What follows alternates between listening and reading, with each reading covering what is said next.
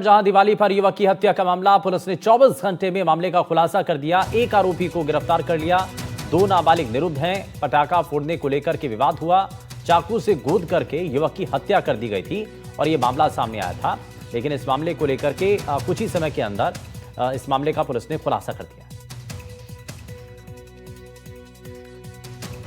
इस प्रकरण में हमने एक आरोपी व 2 जो नाबालिग थे उनको विधि से संगत बाला गया, उनको निरुद्ध किया गया है। इस प्रकरण में जो हत्या का मूल कारण सामने आया है वो ये है कि सिल्वर रोड पर खाली जगह पर जो विष्णु सैनी है वो उसके 3 दोस्तों के साथ पटाखे चला रहा था। पटाखा रोड पर जाने पर उसी समय 3 व्यक्ति बाइक से उस रोड से निकल रहे थे। उस पटाखा चलाने की बात को लेकर इन दोनों पक्षों में विवाद हुआ। उस विवाद के चलते इन जो आरोपी पक्ष है, आरोपी युवक है, उनके द्वारा विष्णु सैनी की चाकू गोद दी गई, जिससे उसकी मृत्यु हो गई।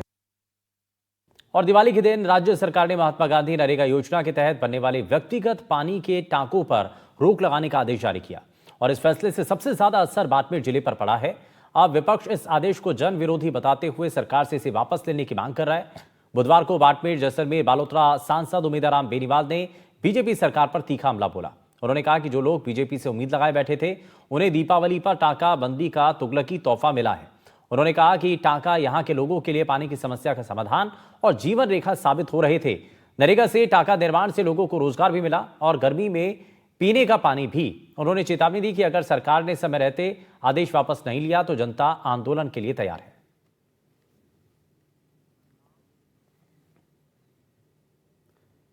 भरतपुर के हलैना थाना क्षेत्र के नगला हरसुख गांव में पुरानी रंजिश और दुष्कर्म मामले को लेकर 2 पक्षों में जबरदस्त झगड़ा हो गया। आरोप है कि दुष्कर्म के आरोपी और उसके परिजनों ने पीड़ित के घर में घुसकर जानलेवा हमला किया। इस दौरान लाठी भाटा जंग में 5 महिलाओं सहित कुल 11 लोग घायल हो गए।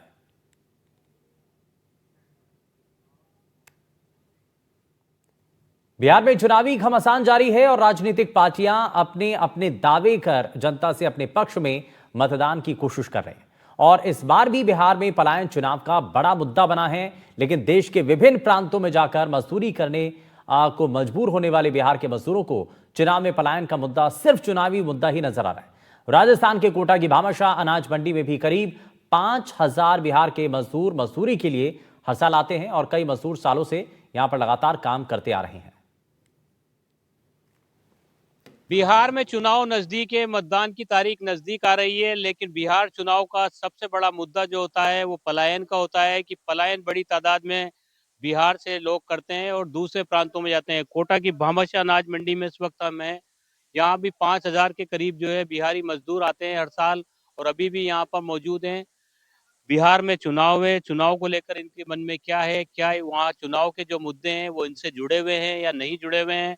जो राजनीतिक पार्टियां हैं वो पलायन को लेकर के कितनी अपनी जो घोषणा पत्र है उसमें दमदारी से काम कर पाती है, इस पर इनसे बात करेंगे। भले चुनाव बिहार में हो लेकिन कनेक्शन कोटा से भी जो है जुड़ा हुआ सा साफ तौर पर लगता है। जी, आप लोग यहाँ रहते हैं, यहाँ पर आप काम करते हैं, बिहार में चुनाव में आपका नाम भी होगा वहाँ पे वोटर लिस्ट में, है ना? हमारा नाम भी है ना वोटर लिस्ट में। तो जाएंगे वहाँ मतदान करने? जी सर, नहीं जा पाऊंगा। बहुत प्रॉब्लम है बिहार में। मतलब इतना जान लीजिए कि हम लोग राजस्थान में इतना मजबूरी में है, उसका कोई हद हिसाब नहीं है। हम लोग को वहाँ रोजी रोजगार नहीं है और कोटा में आए कमाने के लिए। जो हम मजदूरी करते हैं, जो कमाते हैं, उसको हर हफ्ता घर भेजते हैं तो हमारे घर का चूल्हा जलता है। ये छठ पूजा है, ये दिवाली निकल गई, हमारे बच्चे बच्चे घर पे है। हम यहाँ कमा रहे हैं, घर भेज रहे हैं, तो जाकर के हमारे बच्चा बच्ची का दिवाली हुआ और फिर छठ पर्व होगा। अगर हम घर पे चल जाएंगे, हमारे घर पे दीपावली और छठ पूजा नहीं हो सकता है। इतना भारी प्रॉब्लम है। और आगे इलेक्शन के बाद तो जो नेता आ रहा है हमारे लिए क्या कर रहा है? कोई भी नेता कुछ भी नहीं कर रहा है। पलायन 22 साल से हमने कोटा में 2004 में हमने आया हूँ। 2004 से आज तक भामाशाह मंडी के अंदर यहाँ भी ये प्रॉब्लम है। जो राजस्थान का जो प्रॉपर निवासी है वो भामाशाह मंडी में हर चीज उनके लिए संभव है, लेकिन हमारे लिए हमारे लाइसेंस होने के बावजूद भी हमें यहाँ का कोई भी लाभ नहीं मिलता है। सर, पहली बार तो कोई प्लान की बात हुआ है, तो इस बार जो जो भी नया पार्टी आया, चाहे कोई भी पार्टी हो, इस बार जो प्लान का जो मुद्दा हो गया, या 30 साल से लगातार बिहारी कहीं 27 राज्य में, बिहार छोड़ के 27 राज्य में भटक रहा है, यानी कि हरियाणा, पंजाब, दिल्ली, महाराष्ट्र, मुंबई, अब बस वही प्लान का शिकार हो रहा है। इस बार कोई आया प्लान के बाद प्लान रोकने की बात बोल रहा है, तो हम लोग जो प्लान रोकेगा उसका हम लोग सपोर्ट करेंगे। तो आप लोग जाएंगे चुनाव में मतदान करने के लिए? सर जा भी सकते हैं, हम लोग चुनाव के लिए जा भी सकते हैं। तो बहुत बड़ा दर्द है पलायन का बिहार के लोगों में। जी, आप लोग यहाँ पर है, चुनाव बहुत नजदीक आ गया है बिहार में, क्या सोच रहे हैं चुनाव को लेकर के, और क्या आप लोगों की भी मुद्दे चल रहे हैं चुनाव में या दरकिनार किया गया है? हम लोग के दरकिनार कर गया है वो आज से 30 साल पहले जिस टाइम जन्मे था उससे पहले से दरकिनार कर रखा है भारत की बिहार के नेता।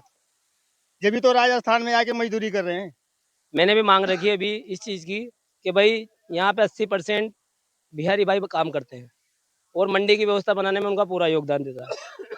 कई बिहारी यहाँ से 40 साल के 25 साल से काम कर रहे हैं, उनके लाइसेंस तो बने हुए हैं, उनको योगदान नहीं मिल पा रहा।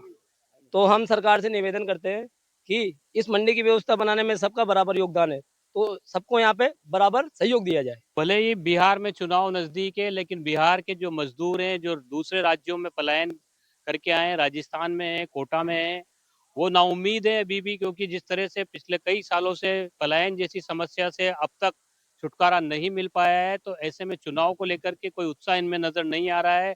मांग सिर्फ ये की जा रही है कि अगर बिहार में ही उद्योग डेवलप कर दिए जाएं तो बिहार के लोगों को दूसरे प्रदेशों में जाने के लिए मजबूर नहीं होना पड़े। अब देखना होगा इस चुनाव के बाद में किस तरह की सरकार सामने आती है, और सरकार जो वादे करके आ रही है उन वादों को कितना जमीन पर उतारा जाता है, ताकि ये जो दर्द है इसको कहीं ना कहीं मरहम लग सके। कोटा से सहयोगी हेमंत जोशी के साथ शाकिर अली, एनडीटीवी।